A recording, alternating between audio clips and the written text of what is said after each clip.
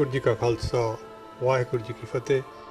ਅੱਜ ਕੱਲ੍ਹ ਜੂਨ ਦਾ ਮਹੀਨਾ ਜੋ ਕਿ ਸਿੱਖ ਕੌਮ 'ਤੇ 1984 ਦੇ ਵਿੱਚ ਇੱਕ ਕਹਿਰ ਵਾਪਰਿਆ ਸੀ, ਅਸੀਂ ਉਸ ਮਹੀਨੇ ਨੂੰ ਯਾਦ ਕਰ ਰਹੇ ਹਾਂ। ਸਿੱਖਾਂ 'ਤੇ ਇਹ ਪਹਿਲੀ ਵਾਰੀ ਨਹੀਂ ਹੋਇਆ ਘੱਲੂਘਾਰਿਆਂ ਦੇ ਰੂਪ ਵਿੱਚ, ਕਦੀ ਮੁਗਲਾਂ ਵੱਲੋਂ ਕਦੀ ਗੋਰਿਆਂ ਵੱਲੋਂ ਸਾਡੇ 'ਤੇ ਤਸ਼ੱਦਦ ਦੇ ਦੌਰ ਪਿਛਲੀਆਂ 2-3 ਸਦੀਆਂ ਤੋਂ ਜਾਰੀ ਨੇ ਅਤੇ ਪਤਾ ਨਹੀਂ ਇਹ ਕਿੰਨੀ ਦੇਰ ਹੋਰ ਜਾਰੀ ਰਹਿਣਗੇ। ਅਸੀਂ ਅੱਜ ਉਹਨਾਂ ਆਪਣੇ ਸ਼ਹੀਦਾਂ ਨੂੰ ਜਿਨ੍ਹਾਂ ਨੇ ਪਿਛਲੇ ਸਮੇਂ ਵਿੱਚ ਔਰ ਖ਼ਾਸ ਤੌਰ 'ਤੇ 1984 ਵਿੱਚ ਜਿਨ੍ਹਾਂ ਨੇ ਕੌਮ ਦੀ ਅਣਖ ਪੱਤ ਨੂੰ ਬਚਾਉਣ ਵਾਸਤੇ ਅਤੇ ਕੌਮ ਨੂੰ ਚੜ੍ਹਦੀ ਕਲਾ ਵਿੱਚ ਲਿਜਾਣ ਵਾਸਤੇ ਜੋ ਸ਼ਹੀਦੀਆਂ ਦਿੱਤੀਆਂ, ਉਹਨਾਂ ਨੂੰ ਅਸੀਂ ਦਿਲੋਂ ਨਮਸਕਾਰ ਕਰਦੇ ਹਾਂ ਅਤੇ ਆਸ ਕਰਦੇ ਹਾਂ ਕਿ ਖਾਲਸਾ ਪੰਥ ਇਸ ਦਿਨ ਨੂੰ ਯਾਦ ਕਰਦਿਆਂ ਹੋਇਆ ਜਿਹੜੀ ਸਾਡੇ 'ਤੇ ਭੀੜ ਪਈ ਹੋਈ ਹੈ, ਇਸ ਨੂੰ ਅਸੀਂ ਕਿਸ ਤਰ੍ਹਾਂ ਇਹਦਾ ਹੱਲ ਕਰਨਾ ਅਤੇ ਸਾਡੀ ਨਜ਼ਰ ਵਿੱਚ ਇਹ ਹੱਲ ਜਿੰਨਾ ਚਿਰ ਸਾਡੇ ਕੋਲ ਰਾਜ ਭਾਗ ਨਹੀਂ ਆਉਂਦਾ ਸਾਡੇ 'ਤੇ ਅਜਿਹੇ ਕਹਿਰ ਵਾਪਰਦੇ ਰਹਿਣਗੇ। ਇੱਕ ਵਾਰੀ ਫਿਰ ਉਹਨਾਂ ਮਹਾਨ ਸ਼ਹੀਦਾਂ ਨੂੰ, ਉਹਨਾਂ ਸਭ ਸ਼ਹੀਦਾਂ ਨੂੰ ਜਿਨ੍ਹਾਂ ਨੇ ਆਪਣੇ ਖੂਨ ਦਾ ਆਖਰੀ ਕਤਰਾ ਇਸ ਕੌਮ ਦੇ ਵਾਸਤੇ, ਇਸ ਸੰਘਰਸ਼ ਦੇ ਵਾਸਤੇ ਬਹਾਇਆ, ਉਹਨਾਂ ਨੂੰ ਫਿਰ ਪ੍ਰਣਾਮ। ਵਾਹਿਗੁਰੂ ਜੀ ਕਾ ਖਾਲਸਾ ਵਾਹਿਗੁਰੂ ਜੀ ਕੀ ਫਤਿਹ।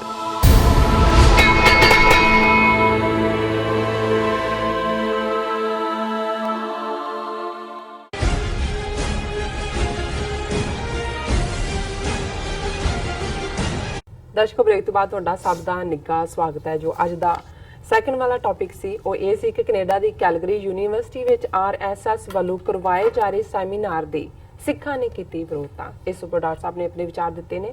ਸੋ ਤੁਹਾਡੇ ਸਾਨੂੰ ਸਾਰਿਆਂ ਦੇ ਮੈਸੇਜ ਮਿਲ ਚੁੱਕੇ ਨੇ, ਥੋੜੇ ਹੀ ਪਲਾਂ ਵਿੱਚ ਇਹਨਾਂ ਨੂੰ ਆਪਾਂ ਤੁਹਾਡੇ ਨਾਲ ਸ਼ੇਅਰ ਕਰਨ ਜਾ ਰਹੇ ਹਾਂ। ਤੁਸੀਂ ਸਾਡੇ ਨਾਲ ਇਸੇ ਤਰ੍ਹਾਂ ਹੀ ਬਣੇ ਰਹਿਣਾ।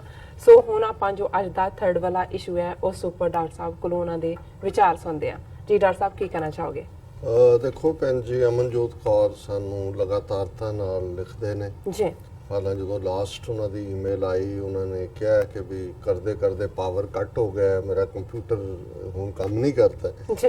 ਔਰ ਉਹਨਾਂ ਨੇ ਪਿਛਲੇ ਦਿਨਾਂ 'ਚ ਵੀ ਕਈ ਵਾਰ ਉਹ ਉਦਾਸ ਹੋ ਜਾਂਦੇ ਨੇ, ਫਿਰ ਉਹ ਕਈ ਵਾਰ ਸਾਡੇ 'ਚ ਕੀ ਗਲਤੀਆਂ ਨੇ, ਹੁੰਦਾ ਤਾਂ ਸੈਲਫ ਐਨਾਲਿਸਿਸ ਹੀ ਹੈ। ਮੈਂ ਉਸ ਪਾਰਟ ਨੂੰ ਬਹੁਤ ਵਾਰ ਸ਼ੇਅਰ ਨਹੀਂ ਕਰਦਾ ਕਿਉਂਕਿ ਮੈਂ ਇਹ ਵੀ ਮਹਿਸੂਸ ਮੇਰੇ ਲਈ ਉਹ ਬੜਾ ਲਾਭਕਾਰੀ ਹੁੰਦਾ ਹੈ, ਪਰ ਮੈਂ ਇਹ ਵੀ ਮਹਿਸੂਸ ਕਰਦਾ ਹਾਂ ਵੀ ਆਲਰੇਡੀ ਜਦੋਂ ਅਸੀਂ ਟਰਾਇਲਸ ਐਂਡ ਟਰਬੂਲੇਸ਼ਨਸ ਚੋਂ ਲੰਘ ਰਹੇ ਹਾਂ, ਬਿਲਕੁਲ ਵੀ ਜਿਹੜੀ ਹੈ ਉਦਾਸੀ ਜਾਂ ਨੈਗੇਟਿਵਿਟੀ ਜੇ ਅਸੀਂ ਆਪਣੇ ਆਪ ਦੇ ਉੱਤੇ ਕਰਾਂਗੇ ਤੇ ਇਹ ਵੀ ਨੁਕਸਾਨ ਕਰਦੀ ਹੈ। ਲੇਕਿਨ ਉਹਦੇ ਚੋਂ ਮੇਰੇ ਲਈ ਜ਼ਰੂਰ ਸਬਕ ਹੁੰਦਾ ਹੈ ਔਰ ਮੈਂ ਸਮਝਦਾ ਹਾਂ ਵੀ ਜੋ ਕਹਿੰਦੇ ਨੇ ਉਹ ਗਲਤ ਨਹੀਂ ਹੁੰਦਾ। ਲੇਕਿਨ ਜਦੋਂ ਤੁਸੀਂ ਦੁਸ਼ਮਣ ਦੇ ਨਾਲ ਲੜ ਰਹੇ ਹੋ ਤੇ ਉਦੋਂ ਤੁਹਾਨੂੰ ਆਪਣੀਆਂ ਸਟਰੈਂਥਸ ਦੀ ਗੱਲ ਜਿਹੜੀ ਹੈ ਉਹ ਵੀ ਕਰਨੀ ਜ਼ਿਆਦਾ ਪਾਵਰਫੁਲੀ ਕਰਨੀ ਬਣਦੀ ਹੈ। ਔਰ ਜਦੋਂ ਅਸੀਂ ਆਪਣੇ ਅੰਦਰਲੇ ਦਾਇਰੇ 'ਚ ਬੈਠਦੇ ਹਾਂ ਫਿਰ ਜ਼ਾਹਰ ਹੈ ਸਾਨੂੰ ਆਪਣੀਆਂ ਕਮਜ਼ੋਰੀਆਂ ਦੀ ਗੱਲ ਜਿਹੜੀ ਹੈ ਉਹ ਵੀ ਕਰਨੀ ਬਣਦੀ ਹੈ। ਔਰ ਜਿਵੇਂ ਉਹਨਾਂ ਦੀ ਪਿਛਲੇ 1-2 ਦਿਨ ਪਹਿਲਾਂ ਹੀ ਲਿਖਤ ਸੀ RSS ਨਿਊ ਪਲੋਏ ਟੂ ਡਿਵਾਈਡ 6 ਕਿ ਵੀ ਕਿਵੇਂ ਉਹਨਾਂ ਨੇ ਹੁਣ ਇਹ ਵੀ ਇੱਕ ਡਿਬੇਟ ਸ਼ੁਰੂ ਹੋ ਗਈ ਕਿ ਜੂਨ 84 ਦੇ ਵਿੱਚ ਜਿਹੜਾ ਸਾਡਾ ਇਤਿਹਾਸਕ ਖਜ਼ਾਨਾ ਇਹ ਲੁੱਟ ਕੇ ਲੈ ਗਏ ਨੇ ਉਹ ਕਿੱਥੇ ਹੈ। ਔਰ ਵਿੱਚੇ ਹੁਣ ਕਿਉਂਕਿ GK ਅੱਡ ਹੋ ਗਿਆ ਔਰ ਇਹ ਵੀ ਗੱਲ ਸ਼ੁਰੂ ਹੋ ਗਈ ਕਿ ਜੀ ਉਹਦੇ ਚੋਂ ਕਿੰਨਾ ਅਕਾਲੀਆਂ ਨੇ ਵੇਚ ਦਿੱਤਾ, ਸ਼੍ਰੋਮਣੀ ਕਮੇਟੀ ਨੇ, ਸਰਕਾਰ ਕਹਿ ਰਹੀ ਹੈ ਅਸੀਂ ਵਾਪਸ ਦੇ ਦਿੱਤਾ ਸਾਰਾ। ਜਨਰਲ ਜੇ ਸਿੰਘ ਕਹਿੰਦਾ ਜੀ ਮਿਲਟਰੀ ਨੇ ਤਾਂ ਸਰਕਾਰ ਨੂੰ ਦੇ।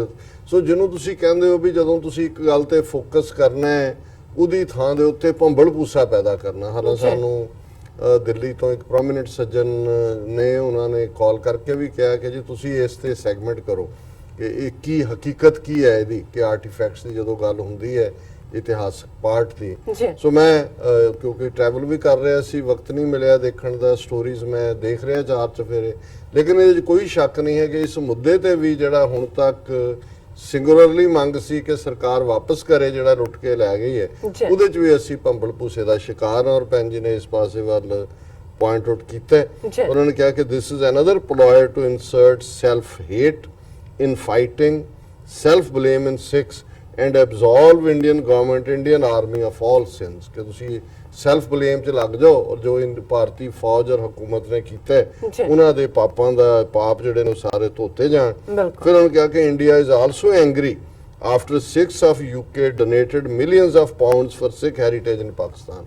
कि बहुत तकलीफ है, ਅਸੀਂ ਆਲਰੇਡੀ ਪਹਿਲਾ ਸੈਗਮੈਂਟ ਅੱਜ ਡਿਸਕਸ ਕੀਤਾ ਹੈ। ਔਰ ਫਿਰ ਉਹਨਾਂ ਨੇ ਕਿਹਾ ਪਲੀਜ਼ ਸੀ ਗੂਗਲ, ਟ੍ਰਿਬਿਊਨ ਨਿਰਪੱਖ ਆਵਾਜ਼ 624 websites for latest ploy.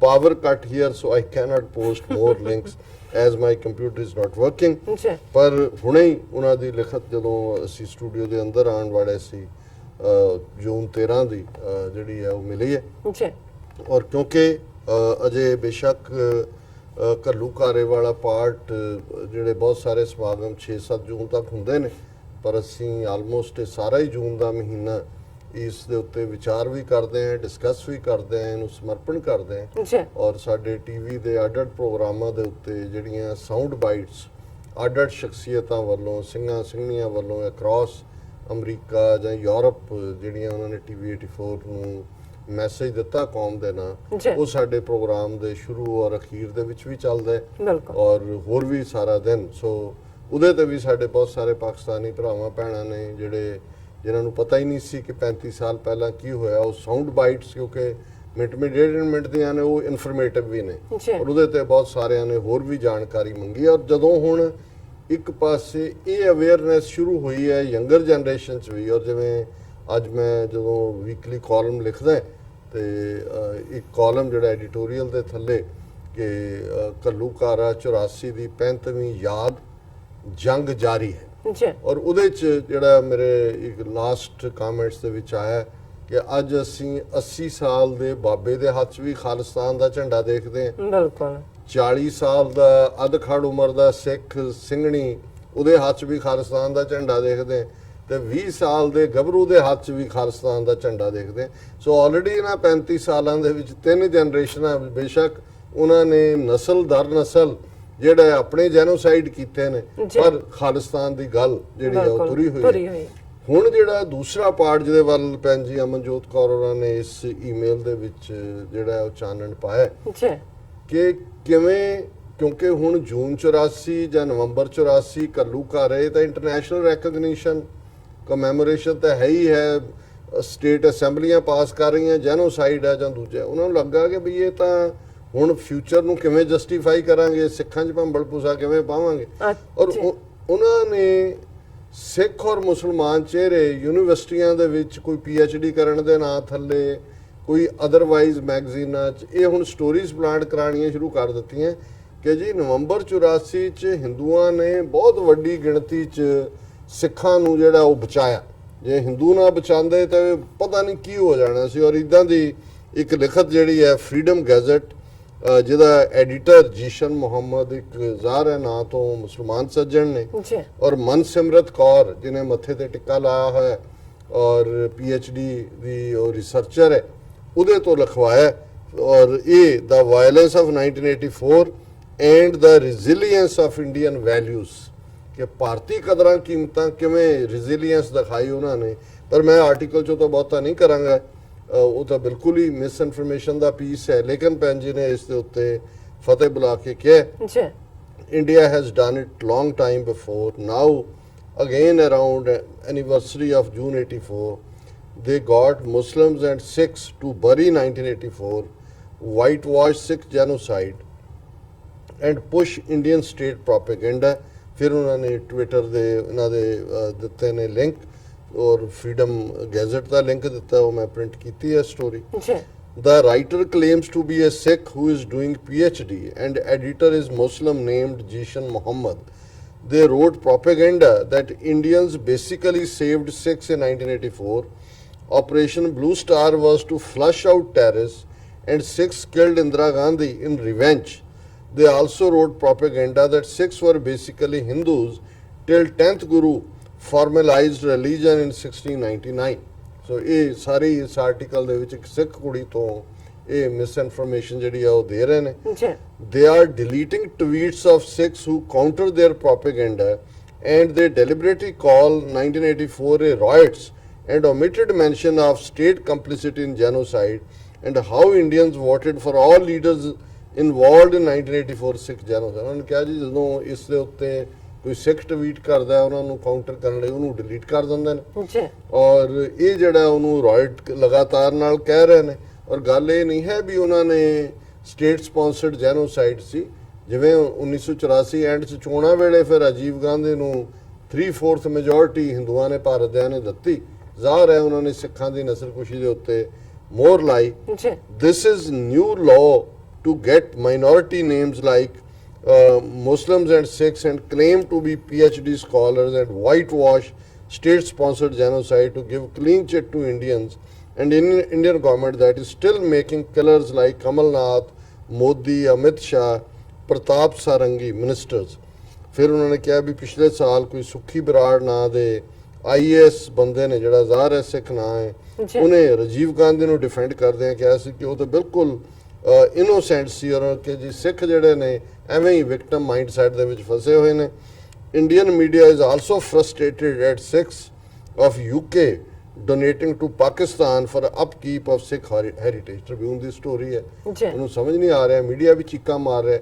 ਉਹਨਾਂ ਨੂੰ ਸੀ ਪਾਕਿਸਤਾਨ ਫੀਲਡ ਸਟੇਟ ਤੋਂ, ਉਹਨਾਂ ਨੂੰ ਹੁਣ ਇਹ ਹੈ ਵੀ ਸਿੱਖ ਜਿਹੜੇ ਨੇ ਸਟੀਲ ਫਰੇਮ ਬਣ ਕੇ ਆ ਗਏ ਨੇ ਪਾਕਿਸਤਾਨ ਦਾ, ਵੀ ਕੋਈ ਗੱਲ ਨਹੀਂ ਹੈ, ਸਾਡੇ ਗੁਰੂਆਂ ਦਾ ਸਾਡਾ ਮੱਕਾ ਮਦੀਨਾ ਹੈ, ਇਹ ਸਾਡੇ ਲਈ ਵੀ ਪਾਕ ਧਰਤੀ ਹੈ, ਜਿੰਨੀ ਉੱਥੋਂ ਦੇ ਲੋਕਾਂ ਦੀ ਮੁਹੱਬਤ ਹੈ ਆਪਣੇ ਮੁਲਕ ਦੇ ਨਾਲ, ਔਰ ਅਸੀਂ ਜਿਹੜਾ ਤੁਹਾਡੇ ਨਾਲ ਹੈ। ਇਸ ਗੱਲ ਨੇ ਉਹਨਾਂ ਨੂੰ ਬਹੁਤ ਏਜੰਸੀਆਂ ਨੂੰ ਤਾਂ ਦਿੱਤੀ, ਮੀਡੀਆ ਨੂੰ ਵੀ ਦਿੱਤੀ ਹੈ। Constant direct and indirect attacks on Sikh history, memory, ideology are on, with right-wing accounts and Congress accounts still doing propaganda to appropriate Sikhs as Hindus। So ਜ਼ਾਹਰ ਹੈ ਕਿ ਇਸ ਫਰੀडम ਗੈਜ਼ਟ ਵਾਲੀ ਜਿਹੜੀ ਹੈ ਬੀਬੀ ਮਨਸਿਮਰਤ ਕੌਰ ਹੈ, ਇਹਦੀ ਸ਼ਕਲ ਤੋਂ ਤਾਂ ਵੈਸੇ ਹਿੰਦਵਾਣੀ ਲੱਗਦੀ ਹੈ, ਪਰ ਮੈਂ ਹੁਣ ਕੀ ਇਸ ਤੋਂ ਬਾਅਦ ਕੀ ਕਹਾਂ, ਬੀਬੀ ਹੈ, ਪਰ ਕਈ ਵਾਰ ਇਹ ਹੁੰਦਾ ਹੈ ਕਿ ਵੀ ਇਹ ਵੀ ਇੱਕ ਵੱਖਰਾ ਕਿਸੇ ਵੇਲੇ ਅਸੀਂ ਡਿਸਕਸ ਕਰਾਂਗੇ ਕਿ ਜਿਹੜੇ ਸਿੱਖ ਸਟੂਡੈਂਟ ਖਾਸ ਤੌਰ ਤੇ ਬੀਬੀਆਂ ਉੱਥੇ ਜਿਹਨਾਂ ਗਾਈਡਸ ਦੇ ਥੱਲੇ ਆਪਣੀ ਰਿਸਰਚ ਕਰਦੀਆਂ ਨੇ, ਉਹਨਾਂ ਦੇ ਨਾਲ ਕਿਸ ਕਿਸਮ ਦਾ ਸਲੂਕ ਹੋ ਰਿਹਾ। ਕਈ ਵਾਰ ਉਹਨਾਂ ਤੋਂ ਟੌਪਿਕ ਹੀ ਉਹ ਚੁਣਵਾਏ ਜਾਂਦੇ ਨੇ, ਫਿਰ ਜਿਹੜਾ ਗਾਈਡ ਹੁੰਦਾ ਉਹਦੇ ਉੱਤੇ ਕੋਈ ਹੋਰ ਦਬਾਅ ਹੁੰਦਾ ਹੈ ਕਿ ਜਿਹਦਾ ਡਿਫਰੈਂਟ ਨੈਰੇਟਿਵ ਦਿਓ। ਔਰ ਇਸ ਆਰਟੀਕਲ ਦੇ ਵਿੱਚ ਵੀ ਉਹਨੇ ਜਿੱਥੇ ਰਿਜ਼ੀਲੀਅੰਸ ਆਫ ਇੰਡੀਅਨ ਵੈਲਿਊਜ਼ ਦੀ ਗੱਲ ਕਰਦੇ ਆ, ਇਹ ਕਹਿਣ ਦੀ ਕੋਸ਼ਿਸ਼ ਕੀਤੀ ਕਿ ਹੁਣ ਤੱਕ ਜਿਹੜੇ ਬਹੁਤੇ ਅਕਾਊਂਟ ਆਏ ਨੇ, ਭੀੜਾਂ ਨੇ ਕੀ ਕੀਤਾ, ਕਿੰਨੇ ਜ਼ੁਲਮ ਹੋਏ, ਪਰ ਹਿੰਦੂਆਂ ਨੇ ਕਿਵੇਂ ਬਚਾਇਆ ਇਹ ਨਹੀਂ ਹੋਇਆ। ਔਰ ਫਿਰ ਉਹਨੇ ਕਿਹਾ ਜੀ while conducting field work for my PhD thesis I looked out for instances of communal amity rather than enmity and ਹੇਟਡ। ਮੈਂ ਤਾਂ ਇਹ ਦੇਖਿਆ ਕਿ ਸਾਂਝਾ ਕਿੱਥੇ ਸੀ, ਨਫ਼ਰਤ ਔਰ ਦੂਸਰੇ ਦੀ ਥਾਂ ਤੇ। Despite years of my societal conditioning as a Sikh which made me believe that every person in Delhi was an enemy during those harrowing days of anti-Sikh violence in 1984. I was surprised to find many stories where the distressed Sikh population was actively helped by non-Sikh residents of the city in more than one way। ਹੁਣ ਇਹ ਅੱਗੇ ਸਾਰਾ ਉਹੀ ਝੂਠ ਜਦੋਂ ਤੁਸੀਂ ਫਿਰ ਇੱਕ ਹਾਈਪੋਥੇਸਿਸ ਦਿੰਦੇ ਹੋ, ਉਹਨੂੰ ਪ੍ਰੂਵ ਕਰਦੇ ਹੋ। contrary to it ਜੇ ਸਿੱਖਾਂ ਦੀ ਕਿਸੇ ਨੇ ਨਵੰਬਰ 84 ਦੇ ਵੇਲੇ ਮਦਦ ਕੀਤੀ ਤੇ ਉਹ ਮੁਸਲਮਾਨ ਸਨ ਜਾਂ ਈਸਾਈ ਸਨ।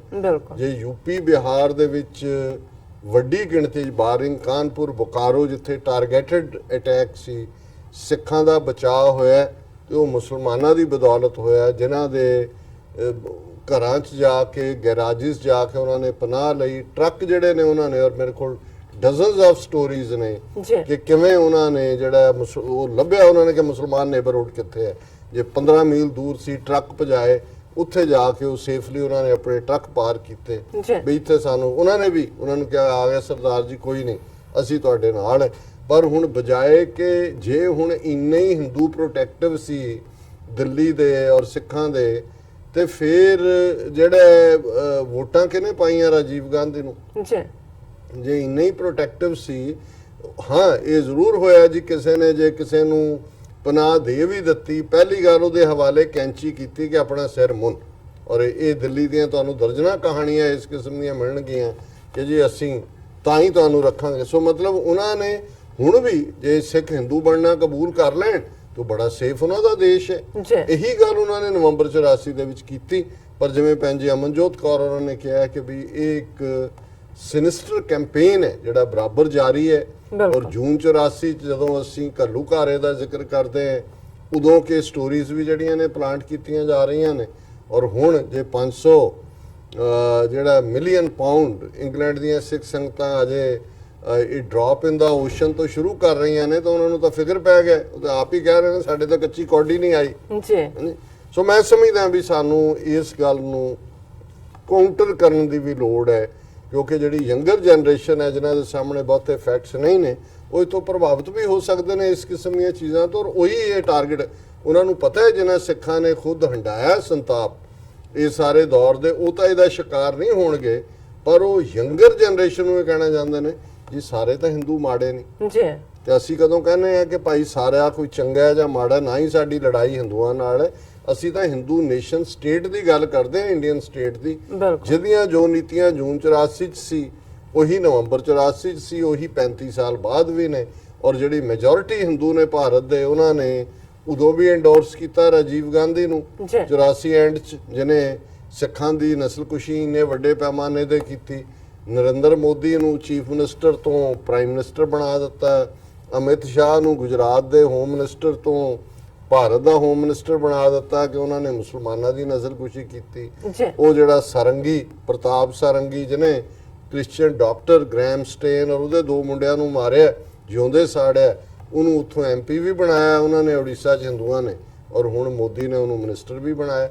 ਹੁਣ ਤੁਸੀਂ ਕਿਹਨੇ ਵਿਰੋਧ ਕੀਤਾ ਉੱਥੇ ਹਿੰਦੂਆਂ ਨੇ ਖਲੋ ਕੇ ਕਿ ਜੀ ਇਹ ਜਿਹੜਾ ਅਸੀਂ ਨਹੀਂ ਮੰਨਦੇ ਇਹਨੂੰ। ਸੋ ਜੇ ਹੁਣ ਪ੍ਰਗਿਆ ਸਾਧ ਵੀ 2.5 ਲੱਖ ਵੋਟਾਂ ਦੇ ਨਾਲ ਉੱਥੋਂ ਭੋਪਾਲ ਚੋਂ ਜਿੱਤ ਕੇ ਆਂਦੀ ਹੈ, ਉਹਨੂੰ ਮੁਸਲਮਾਨਾਂ ਨੇ ਵੋਟਾਂ ਪਾਈਆਂ ਨੇ।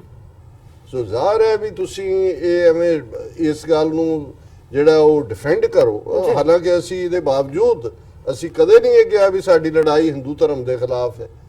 ਜੇ 18ਵੀਂ ਸਦੀ 'ਚ ਅਸੀਂ ਜ਼ੁਲਮ ਦੇ ਖਿਲਾਫ ਮੁਗਲ ਸਲਤਨਤ ਸੀ ਜਾਂ ਦਰਾ ਖੈਬਰ ਪਾਰ ਦੇ ਹਮਲਾਵਰ ਸੀ, ਕਦੇ ਸਿੱਖਾਂ ਨੇ ਇਹ ਨਹੀਂ ਲਿਆ ਜੀ ਸਾਡੀ ਲੜਾਈ ਇਸਲਾਮ ਦੇ ਖਿਲਾਫ ਹੈ। ਇਸਲਾਮ ਦਾ ਨਾਂ ਉਦੋਂ ਵੀ ਇਸਤੇਮਾਲ ਜਿਹੜਾ ਹੋ ਰਿਹਾ ਸੀ, ਸਾਡੀ ਜ਼ੁਲਮ ਦੇ ਖਿਲਾਫ ਉਦੋਂ ਵੀ ਸੀ। ਅੱਜ ਸਾਡੀ ਆਪਣਾ ਘਰ ਖਾਲਿਸਤਾਨ ਬਣਾਉਣ ਲਈ ਹੁਣ ਤਾਂ ਹੋਰ ਕਹਾਣੀਆਂ ਸੁਣਾਉਣ ਦੀ ਸਾਨੂੰ ਲੋੜ ਹੀ ਨਹੀਂ ਹੈ ਵੀ ਵਿਕੇਟ ਕਰੋ ਇਹ ਸਾਡਾ ਜਮਨਾ ਤੋਂ ਵਾਘਾ ਤੱਕ ਸਾਡਾ homeland, get out of here. ਜਾਓ ਉੱਥੇ ਜਮਨਾ ਪਾਰ ਜਾ ਕੇ ਆਪਣੇ ਗਾਂ ਦਾ ਗੋਹਾ ਖਾਓ ਕਿ ਭਾਵੇਂ ਉਹਦਾ ਮੂਤ ਪੀਓ, ਤੁਹਾਡੀ ਆਪਣੀ ਤਹਿਜ਼ੀਬ ਹੈ, ਉਹਨੂੰ ਉੱਥੇ ਜਾ ਕੇ ਤੁਸੀਂ ਕਰੋ। ਜੀ ਡਾਕਟਰ ਸਾਹਿਬ, ਬਿਲਕੁਲ। ਹੁਣ ਆਪਾਂ ਆਪਣੇ ਦਰਸ਼ਕਾਂ ਦੇ ਜੋ ਮੈਸੇਜ ਨੇ ਉਹ ਸ਼ੇਅਰ ਕਰਨ ਜਾ ਰਹੇ ਹਾਂ। ਅਸੀਂ ਸਭ ਦਾ ਬਹੁਤ-ਬਹੁਤ ਸ਼ੁਕਰੀਆ ਅਦਾ ਕਰਦੇ ਹਾਂ। ਜਾਵੇਦ ਭੱਟ ਸਾਹਿਬ ਲਿਖਦੇ ਨੇ very good doctor Sahib, and emotion ਅਨਸਰ ਵੀ ਲਿਖਦੇ ਨੇ ਤੁਹਾਨੂੰ ਵੈਰੀ ਗੁੱਡ ਡਾਕਟਰ ਸਾਹਿਬ, ਖਾਲਿਸਤਾਨ ਜ਼ਿੰਦਾਬਾਦ। ਕਰਨੈਲ ਸਿੰਘ ਪਵਰਾ ਸਾਹਿਬ ਲਿਖਦੇ ਨੇ ਪਾਕਿਸਤਾਨ ਨੂੰ ਸ਼੍ਰੀ ਕਰਤਾਰਪੁਰ ਸਾਹਿਬ ਲਾਂਘੇ ਦਾ ਬਹੁਤ ਲਾਭ ਹੋਵੇਗਾ, ਉਹ ਫਤਿਹ ਵੀ ਬੁਲਾਉਂਦੇ ਨੇ। ਸਾਜਿਦ ਅਹਿਮਦ ਵੀ ਕਹਿੰਦੇ ਨੇ ਕਿ good Sardar ji. Motion answer ਫਿਰ ਦੁਆਰਾ ਲਿਖਦੇ ਨੇ ਡਾਕਟਰ ਸਰਦਾਰ ਜੀ ਤੁਸੀਂ ਗ੍ਰੇਟ ਹੋ। ਦਰਸ਼ਨ ਸਿੰਘ ਫਤਿਹ ਬੁਲਾਉਂਦੇ ਨੇ। ਐਸ ਸੁਰਿੰਦਰ ਯੂਕੇ ਤੋਂ ਲਿਖਦੇ ਨੇ ਸੈयद ਜ਼ੁਲਫਕਾਰ ਬੁਖਾਰੀ ਦਾ ਸਵਾਗਤ ਹੈ। ਪਾਕਿਸਤਾਨ ਹੁਕੂਮਤ ਦੀ ਦਿੱਲੀ ਇੱਛਾ ਹੈ ਕਿ ਸਿੱਖ ਪਾਕਿਸਤਾਨ ਵਿੱਚ ਗੁਰਧਾਮਾਂ ਦੇ ਦਰਸ਼ਨ ਦੀਦਾਰ ਕਰਨ ਆਉਣ, ਜਦਕਿ ਭਾਰਤ ਹੁਕੂਮਤ ਦੀ ਇੱਛਾ ਹੈ ਕਿ ਸਿੱਖਾਂ ਨੂੰ ਪਾਕਿਸਤਾਨ ਜਾਣਾ ਕਿਵੇਂ ਰੋਕਿਆ ਜਾਵੇ। ਮੇਰੇ ਆਪਣੇ ਮੁਤਾਬਿਕ ਭਾਰਤ ਸਰਕਾਰ ਇਹ ਨਹੀਂ ਚਾਹੁੰਦੀ ਕਿ ਸਿੱਖ ਨਨਕਾਣਾ ਸਾਹਿਬ ਜਾਣ, ਕਿਉਂਕਿ ਸਿੱਖ ਮੁਸਲਿਮ ਸਾਂਝ ਹਿੰਦੂ ਰਾਸ਼ਟਰ ਦੀ ਹੋਂਦ ਲਈ ਖਤਰਾ ਪੈਦਾ ਕਰ ਸਕਦੀ ਹੈ।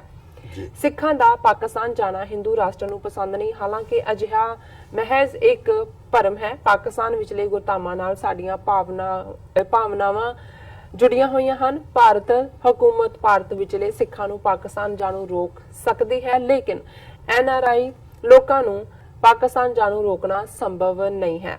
ਇਸ ਵੇਲੇ 50 ਲੱਖ ਦੇ ਕਰੀਬ ਸਿੱਖ ਵਿਦੇਸ਼ਾਂ ਵਿੱਚ ਆਬਾਦ ਹਨ, ਜੋ ਕਿ ਬਾਹਰਲੇ ਦੇਸ਼ਾਂ ਦੇ ਨਾਗਰਿਕ ਹਨ, ਜੋ ਦੁਨੀਆ ਦੇ ਕਿਸੇ ਦੇਸ਼ ਦੀ ਯਾਤਰਾ ਕਰ ਸਕਦੇ ਹਨ।